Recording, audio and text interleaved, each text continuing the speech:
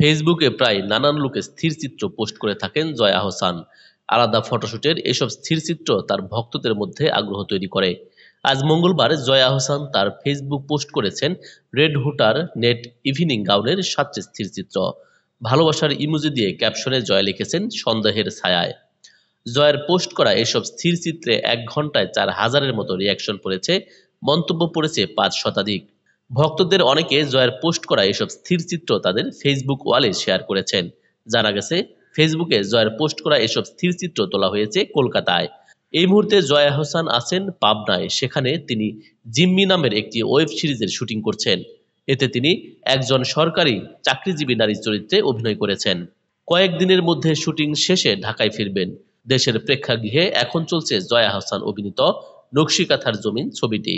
আকরাম খান পরিচালিত ছবিটি মুক্তির পর হল ভিজিটে গিয়েছেন জয়া।